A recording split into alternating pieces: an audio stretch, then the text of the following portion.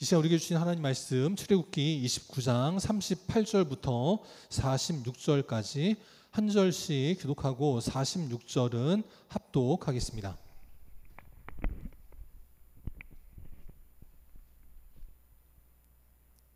출애굽기 29장 38절부터 46절까지 한 절씩 교독하고 마지막 절은 합독합니다. 내가 제단 위에 드릴 것은 이러하니라. 매일 1년 된 어린 양 2마리니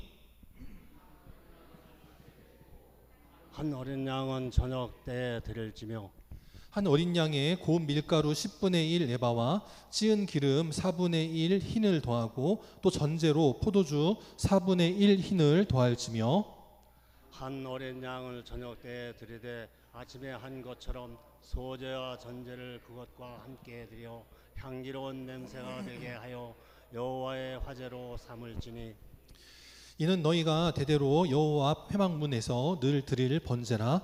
내가 거기서 너희와 만나고 내게 말하리라. 내가 거기서 이스라엘 자손을 만나리니 내 영광으로 말미암아 희막이 거룩하게 될지라. 내가 그 회막과 제단을 거룩하게 하며 아론과 그의 아들들도 거룩하게 하여 내게 제사장 직분을 행하게 하며 내가 이스라엘 자손 중에 거하여 그들의 하나님이 되리니 다 같이 그들은 내가 그들의 하나님 여호와로서 그들 중에 거하려고 그들을 애굽 땅에서 인도하여 낸 줄을 알리라. 나는 그들의 하나님 여호와니라. 아멘. 옆 사람과 인사합니다. 사랑합니다. 축복합니다.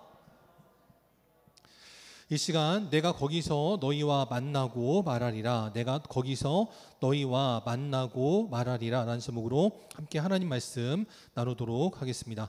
여러분 어떻게 이번 주 비 피해 없으셨습니까?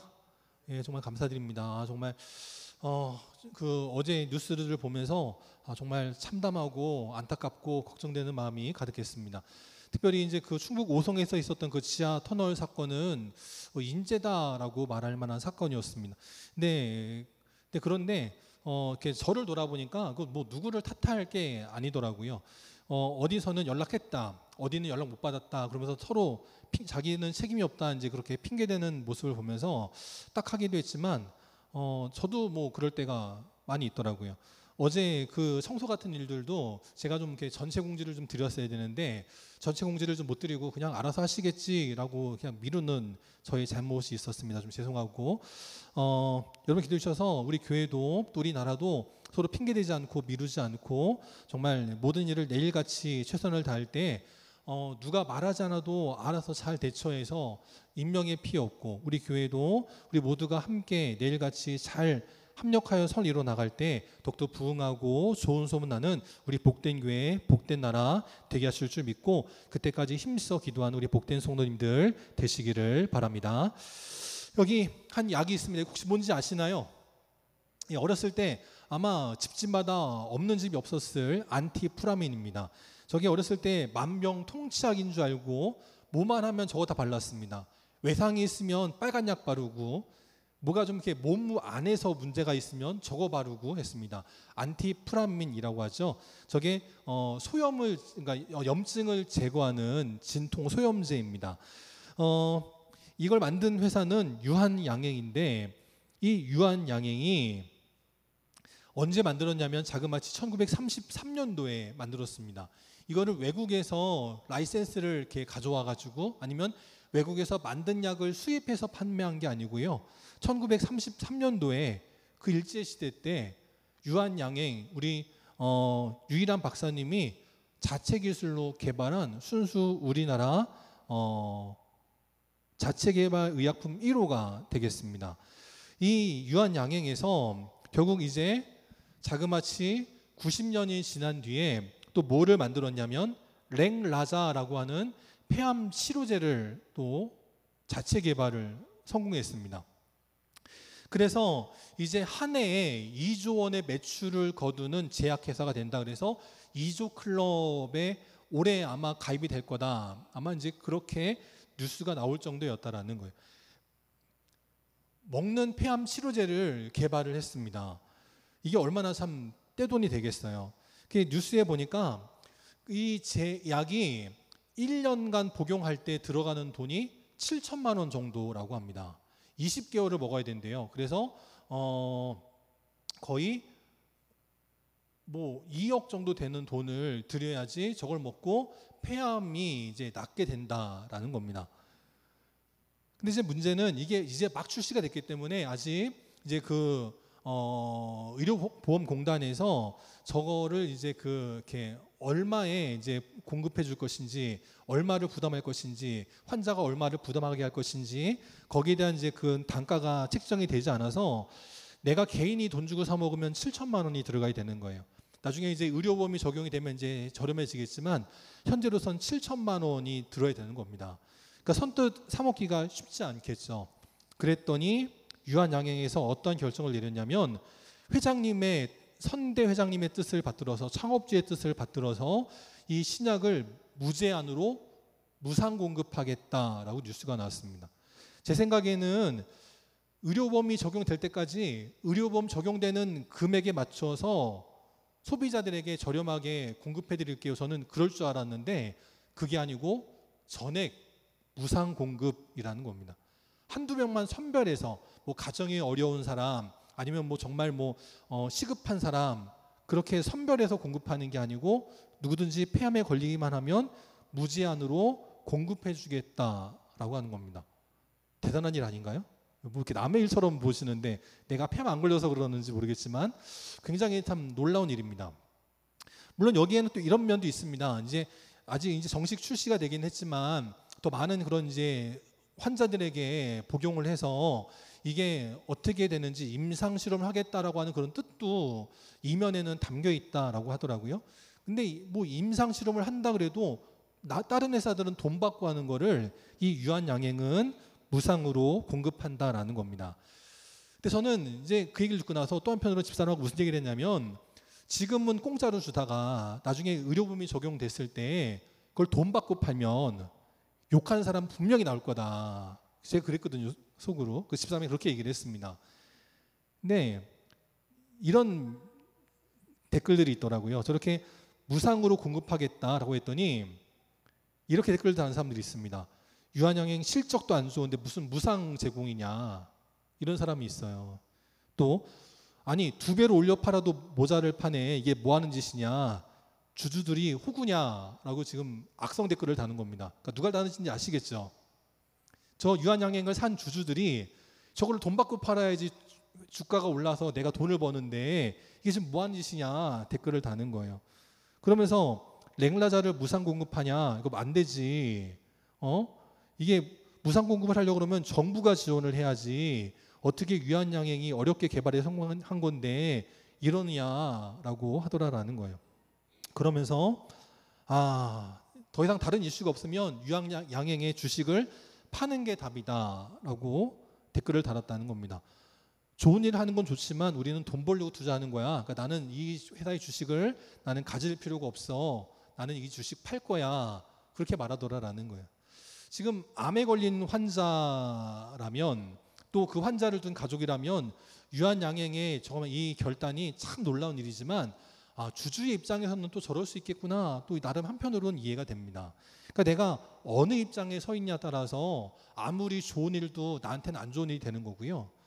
내가 어떠냐에 따라서 남들에게 안 좋은 일도 나에게는 좋을 수 있다라는 거죠. 그러니까 모두가 생각하기 나름이다라는 겁니다. 우리 사는 성도님들도 우리 살아가는 동안에 이런저런 일들이 닥칠 때 그것을 나에게 조금이라도 손해가 되면 무조건 비판하고 안 좋게 바라보는 것이 아니라 나에게는 순간에 조금 손해가 들고 어려움이 있을지라도 누군가에게는 이것이 도움이 된다라고 한다면 기꺼이 감당할 수 있고 또 이것이 하나님의 뜻이라는 것을 늘 기억하며 믿음으로 나아가는, 그래서 유한양행하면 모두가 인정하는 회사들, 주주들 빼고 나머지는 다 인정하는 좋은 회사인 것처럼 우리 영광교회도 남들에게 인정받고 칭찬받고 더 나아가 하나님 앞에 귀하게 쓰임받는 복된 교회, 복된 성도들이 다 될 수 있기를 주님의 이름으로 축원합니다.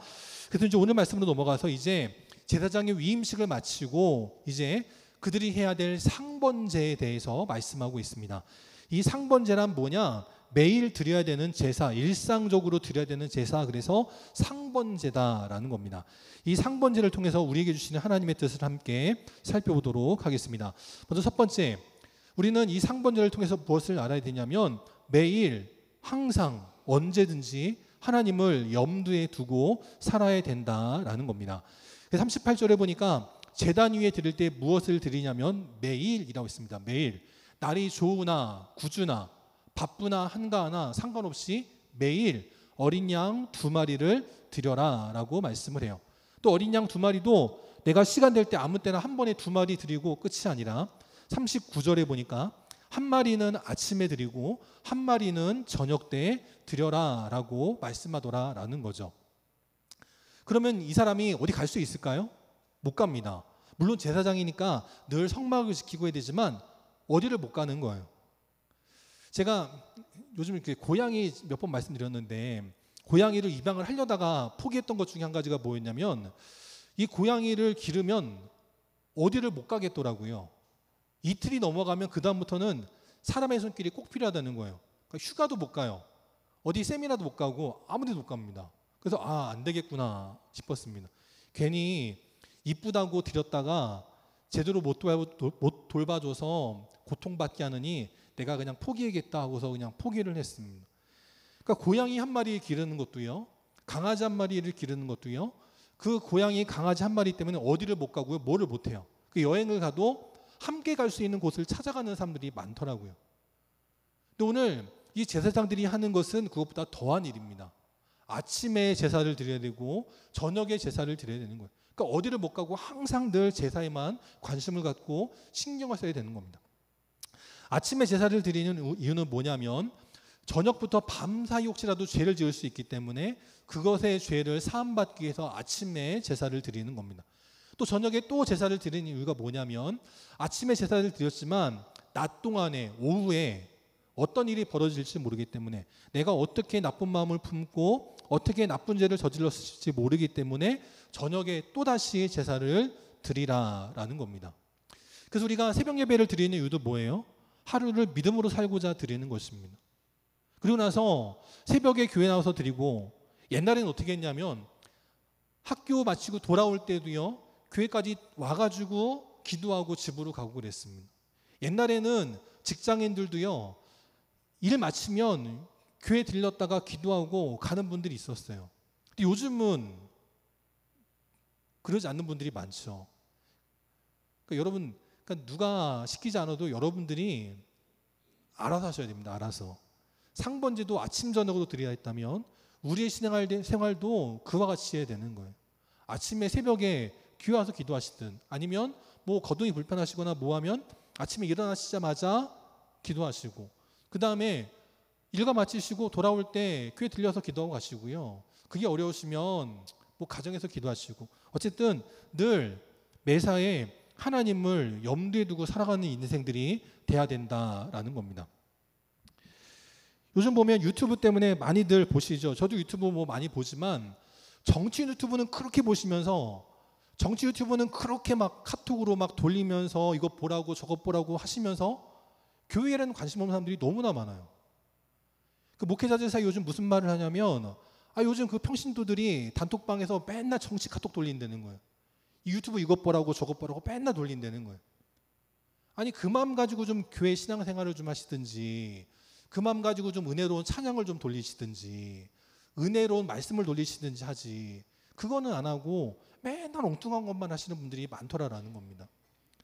저는 그런 카톡이 돈다 그럴 때 여러분들의 이름이 거론되지 않기를 바랍니다. 저도 제가 지지하는 정당이 있어요. 제가 지지하는 그런 정치에 그런 것들이 있습니다. 근데 저는 목회자들한테도 절대 안 돌리고 평신도들한테는 더더군다나 안 돌리고 심지어 제 가족한테도 안 돌립니다. 그냥 제가 좋아하고 제가 지지하는 건 저만의 몫이지 남한테는 절대 안 돌려요. 여러분들도 그런 거 돌리지 마세요. 우리가 할 거는 신앙과 은혜이지 그런 거 돌릴 게 아니라는 거죠. 그래서 사랑하는 성도님들이 이 제사장들은 아침에 제사 드리고 저녁에 또 제사 드리고 했던 것처럼 우리도 아침에 눈 뜨면 기도하고 저녁에 눈 감을 때 감사한 마음으로 기도하고 눈 감고 그래서 남들에게 소식을 전할 때에도 아름다운 소식, 복된 소식, 하나님의 귀한 복음의 소식을 널리 전하는 귀한 믿음의 성도들이 다 되시기를 바랍니다. 시편 1편 2절에 보니까 오직 여호와의 율법을 즐거워하여 그 율법을 주야로 묵상하는도다라고 말해요. 누가요? 복 있는 사람이. 복 있는 사람은 항상 여호와의 율법을 즐거워하더라라고 말하고 있습니다. 그리고 그것을 기뻐하더라라는 거예요.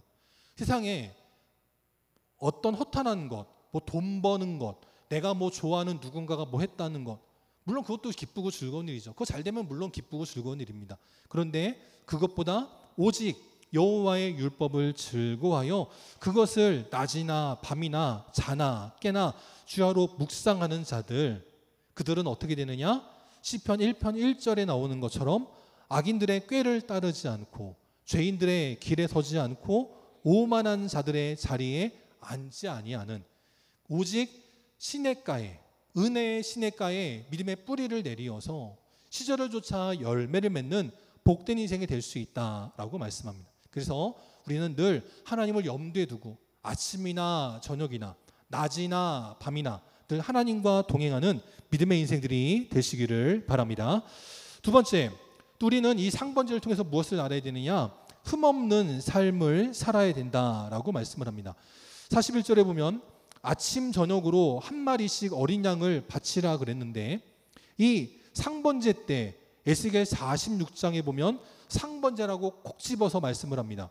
그때 이 제물은 어떤 제물이냐면 1년 되고 흠없는 어린 양이다 라고 말씀을 해요.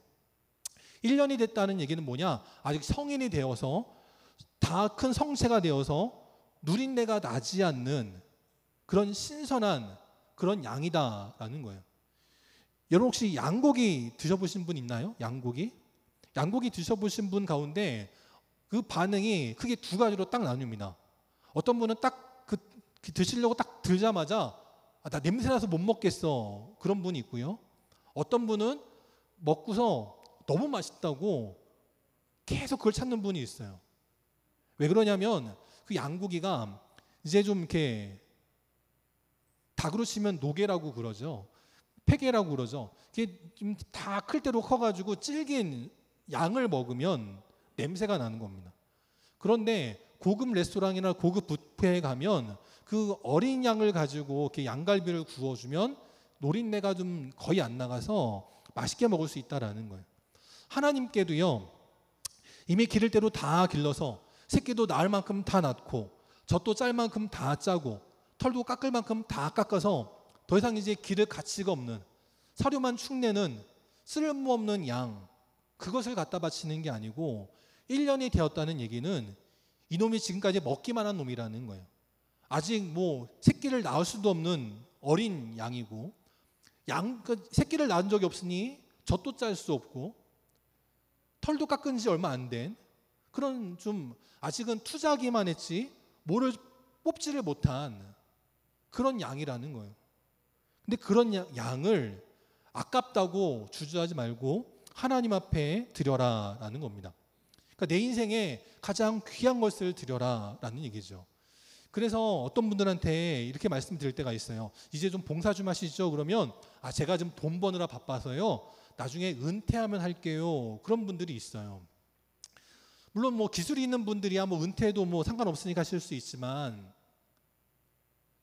가장 좋을 때는 세상 일에 바빠가지고 돈 버느라 뭐 하느라 그러다가 이제 아무도 불러주는 이 없을 때, 그때 내가 교회 나가서 봉사할게요 라고 한다면 하나님께서 기뻐하시겠냐라는 거죠.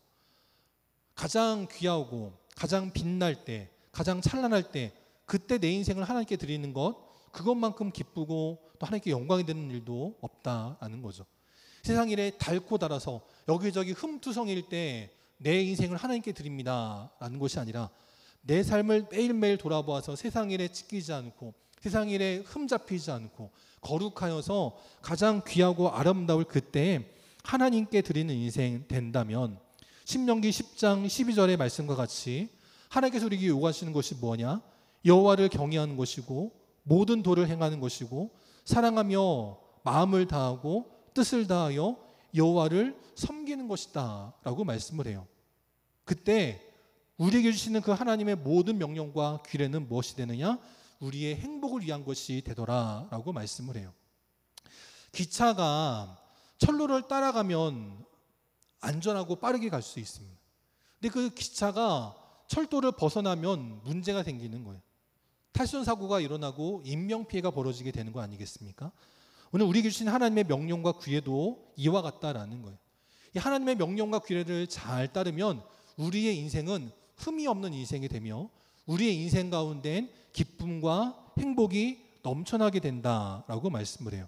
우리 이 말씀 붙들고 나아갈 때 정말 우리가 세상의 일에 찢기고 이렇게 저렇게 흠잡힌 인생이 아니라 하나님의 말씀을 온전히 따라 나갈 때 행복이 넘치는 인생, 또 이 말씀이 우리의 행복이 되는 인생, 하나님 앞에 영광 돌리는 아름다운 믿음의 인생들이 될 수 있기를 바랍니다.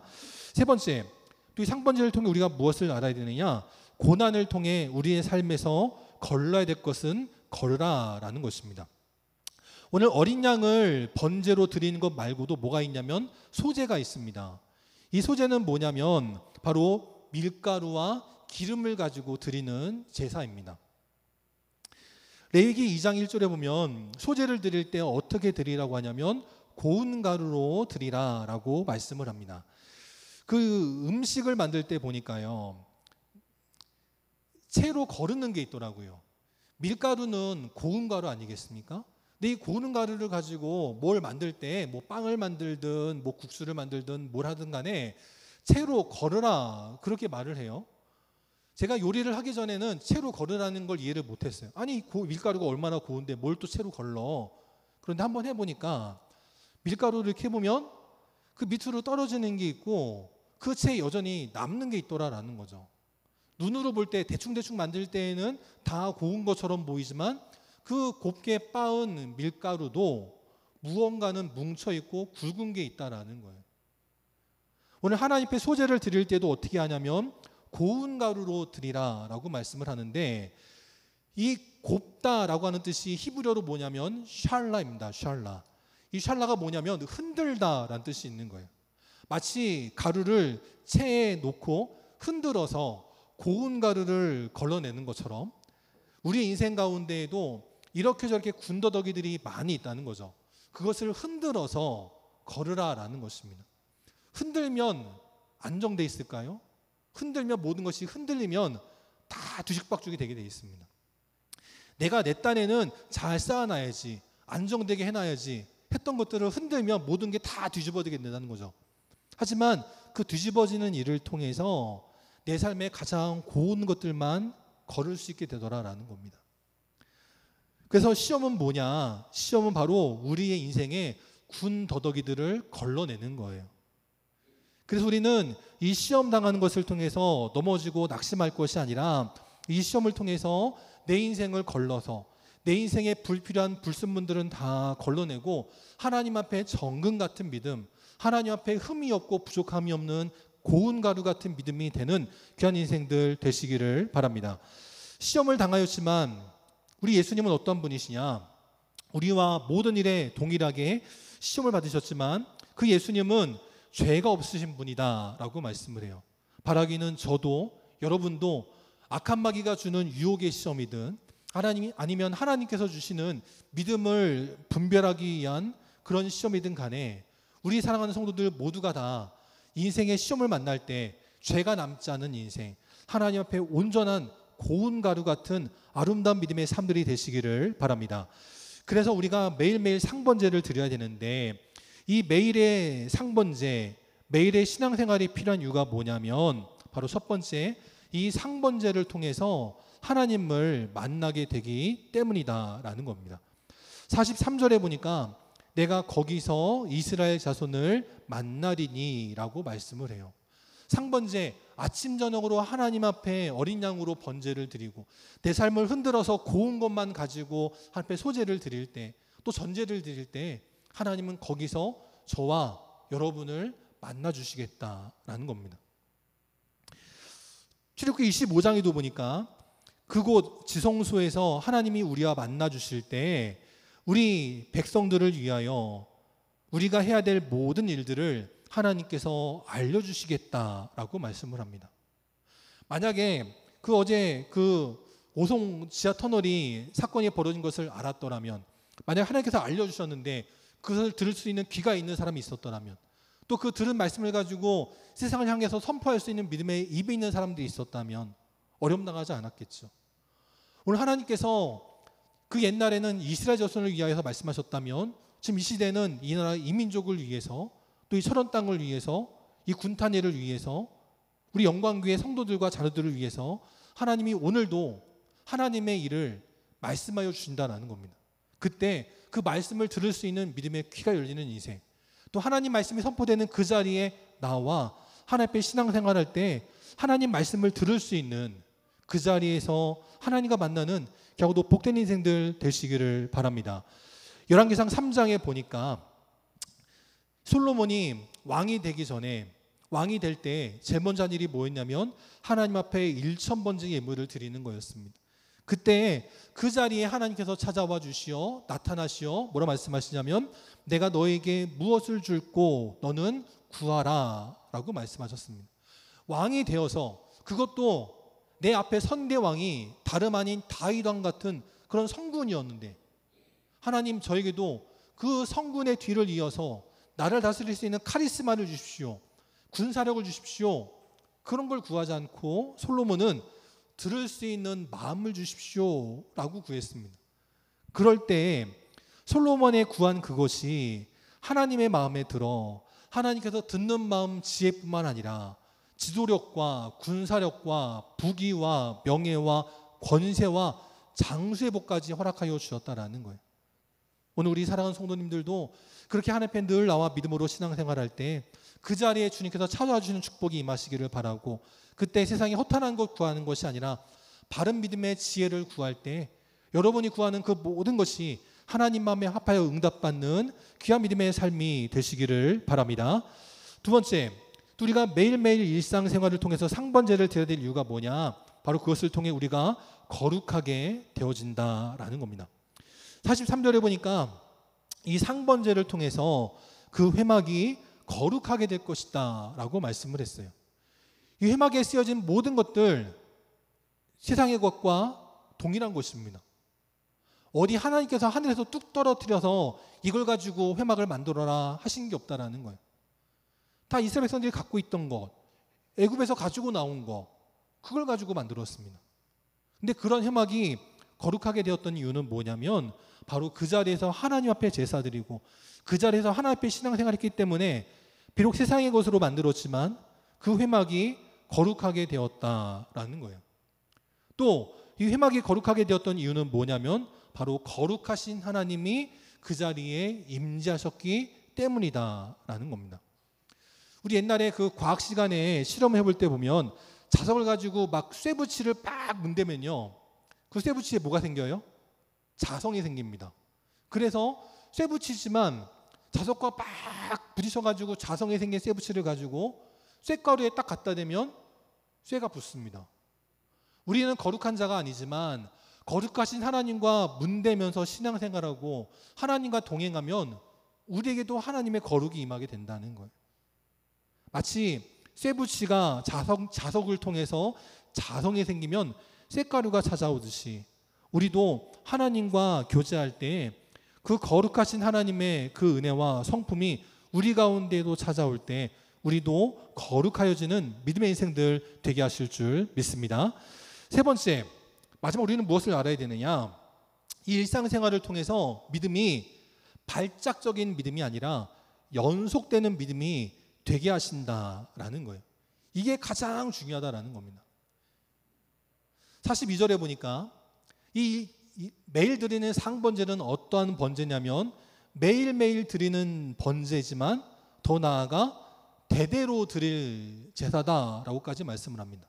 지금 믿음 있는 모세, 믿음 있는 아론, 믿음 있는 여호수아, 어떤 누군가 한 사람이 있을 때에만 드리는 제사가 아니고요, 대대로 드릴 제사다라고 말씀을 해요.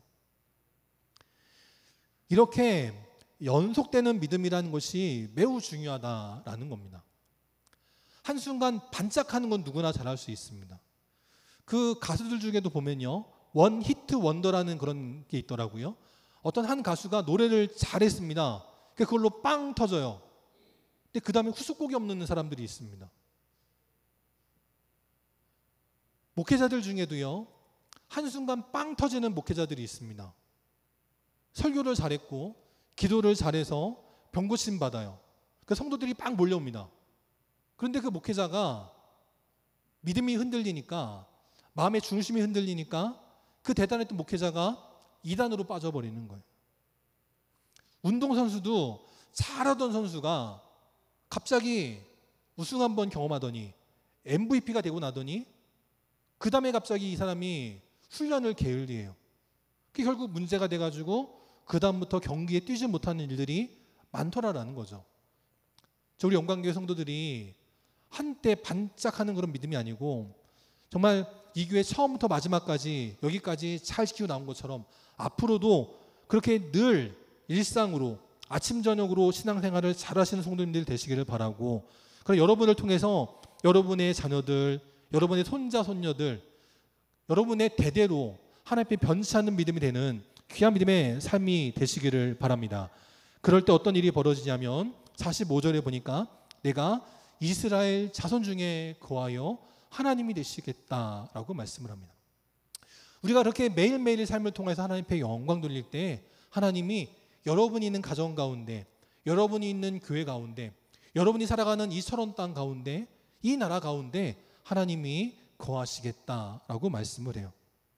그러면서 46절에도 보니까 애굽에서 인도하여 낸 것처럼 이 가나안 땅도 내가 인도해 줄 것이며 앞으로 저 가나안 땅에서 들어가 살아갈 때 어떠한 일이 벌어지든지 내가 너희들을 인도하겠다라고 말씀을 합니다. 이것만큼 감사하고 기쁘고 즐거운 일이 어디 있겠습니까? 만약에 여러분들에게 자유롭게 날아갈 수 있는 날개가 있다면 여러분들은 날아가고 싶으세요? 안 날아가고 싶으세요? 가끔씩 이제 그 엄마들이, 아내들이 종종 그런 말 할 때가 있어요. 아우 지긋지긋해 못하겠어. 나 혼자 어디 좀 날아갔으면 좋겠어. 그런 말 할 때가 있습니다. 여러분들은 안 그러시고 여러분들 엄마, 여러분 아내는 안 그러시는 것 같은데 그럴 때가 종종 있습니다. 저도 집사람이랑 그렇게 얘기할 때 있거든요. 이번 휴가 좋았어 그러면은 좋긴 뭐가 좋아. 나 혼자 갔다 와야 좋지. 그게 말할 때가 있어요. 여기 새 한 마리가 있습니다. 참새인데요. 이 참새를 어떤 사람이 길에서 이렇게 만났는데 참새가 다쳐서 죽어가더라는 겁니다. 그 참새를 이렇게 해서 이제 데려와가지고 잘 고쳐주고 이제 좀 날아갈 수 있는 때가 됐기 때문에 그 참새를 풀어주려고 산으로 찾아온 겁니다. 그리고 참새를 손바닥에 올려놓고서 자 멀리 날아가라 하고 이렇게 풀어준 거예요. 그랬더니 날아갔다가 어떻게 하냐면 바로 돌아오는 겁니다. 얘가 이상하네. 다시 한 번 더 날려줬어요. 또 다시 날라옵니다. 그리고서 그 사람이 이렇게 손을 모아주니까 참새가 그 안에 이렇게 쏙 들어가는 거예요. 만약에 제비였으면은 호박씨를 물어왔을 텐데 참새여가지고 호박씨는 못 물어오고 그냥 빈몸으로 맨손으로 그냥 왔습니다. 어쨌든 간에 저 참새도 날개가 있어요. 산속으로 왔습니다. 그럼 얼마나 마음껏 자유를 누리고 싶어서 날아가겠어요. 근데 그러지 않고 여기가 더 좋네. 여기 있으니까 알아서 먹이도 갖다 주고 알아서 온도도 맞춰주고 알아서 안전하게 지켜주고 여기가 좋네 하더라라는 거죠. 참새도 자기를 가장 사랑하고 자기를 가장 안전하게 지켜줄 존재를 알더라라는 거예요. 근데 사람은 그러지 못한 것 같아요. 저도 저희 부모님에게 얼마나 그냥 부려막심한 아들인지 몰라요. 얼마 전에도 부모님께서 뭐 문제 있다고 저한테 전화하셨어요. 뭐 집에 무슨 뭐 가전제품이 뭐가 안 된다고 봐달라는 거예요. 그래서 제가 말씀을 드리는데 뭔가 이상해. 보니까 저는 A라는 제품의 리모컨을 말씀드린 건데 B라는 리모컨을 가지고 따라 하시는 거예요. 그러니까 안 되지. 제가 사진까지 이렇게 보여드리면서 이거라고 알려드리지 않았냐. 근데도 자꾸 엉뚱을 붙잡고서 안 된다고 자꾸 뭐라 그러시는 거예요. 아니, 그거 말고도 뭐 많이 있죠. 뭐 많이 있습니다. 그때마다 제가 참 부모님에게 얼마나 못되게 그러는지 모르겠어요. 그래서 그 예전에 저희 아이들이 컸을 때 할아버지랑 통화하는 걸 듣고서 애들이 저한테 뭐라 하냐면 왜 할아버지한테 화를 내? 그러는 거예요. 그래서 제가 그 다음부터는 안 그러려고 이렇게 마음을 늘 다잡고 전화 올 때마다 시음호흡을 10번씩 하고 마음을 다스린 다음에 온유하게 대해드려야지. 근데도 하다 보면은 또 이렇게 막 목소리가 높아질 때가 있어요. 참 제가 부모님 아니고 제가 어떻게 살았다고 그럴 때가 있고요. 하나님께도 그럴 때 마찬가지죠. 하나님의 은혜가 아니면 살 수가 없는데 하나님께도 얼마나 그렇게 제가 불효막심한지 몰라요. 툭하면 원망하고 아니 쟤는 저렇게 사는데 왜 저는 이러냐고 그럴 때 있고요. 그럴 때 있어요. 여러분 이번 맥주감사절을 준비하시면서 어떻게 준비하셨습니까? 하나님과 만나시는 것이 즐거운 마음으로 준비하셨습니까? 아니면 그냥 늘 하던 거니까 형식적으로 하셨습니까? 아니면 마지못해 하셨습니까? 오늘 참새도 자기 주인을 안다면 우리 사랑하는 성도님들도 우리 부모님의 은혜를 늘 돌아보는 것처럼 하나님의 은혜를 돌아볼 수 있는 인생, 하나님과 만나는 것을 기뻐하고 하나님께서 만날 수 있는 그 자리를 사모하여서 자유를 찾아 멀리 따라 떠나가는 것이 아니라 그 믿음의 자리로 돌아올 수 있는 인생, 그래서 하나님 만나는 것을 기쁨으로 여기고 그 하나님과 동행하여 믿음으로 살아가는 우리 복된 교회, 복된 성도들이 다 되시기를 주님의 이름으로 축원합니다. 함께 일어나셔서 찬송 599장 함께 찬양하시고 축도로 예배 마치도록 하겠습니다. 찬송 599장 함께 찬양합니다.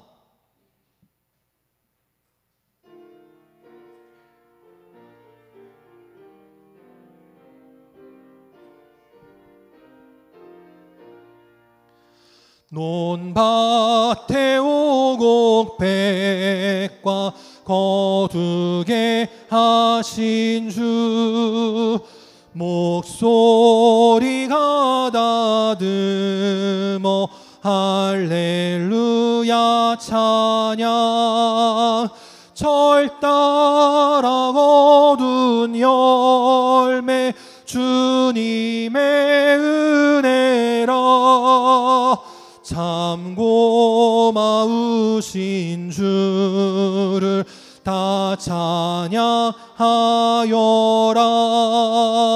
사막의 샘이 솟아 꽃피게 하시니 시냇물 노래하고 산들은 춤추네 메마른 모든 땅에 단비를 주시고 오곡이 풍성하게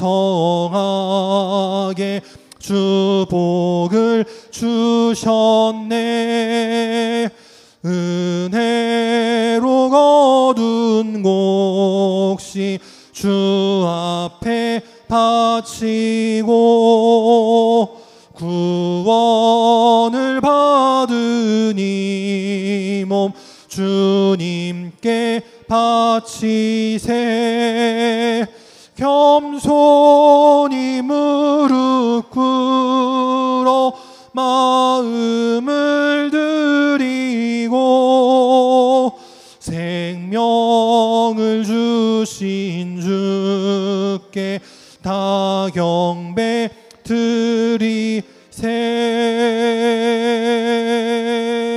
아멘. 함께 기도하겠습니다. 지금은 우리 주 예수 그리스도의 은혜와 하나님 아버지의 극진하신 사랑하심과 성령님의 함께 하시고 교통하시고 위로 인도하심이 오늘도 아침 저녁으로 주님 앞에 믿음으로 신앙생활하며 또 우리의 삶이 1년 된 흠없는 어린 양같이 세상에 책잡히지 아니하고 하나님 앞에 거룩하게 인정받는 믿음의 삶이 되고자 애쓰고 힘쓰며 살아가는 그래서 우리의 믿음이 변치 않고 대대로 끝까지 믿음으로 하나님께 영광 돌리는 신앙의 명가정이 되기를 원하는 우리 모든 영광의 성도들과 그 귀한 믿음의 자녀들 머리 위에 또 지금도 나라를 지키는 국군 장병들 위에 또 열심히 일하는 우리 공무원들과 모든 의료진들 위에 또 주님 앞에 나와 함께 예배드리기를 원하지만 몸이 아파 또 이런저런 이유로 나오지 못한 모든 안타까운 심령들 머리 위에 이제로부터 영원까지 함께 계시기를 간절히 축원하옵나이다. 아멘.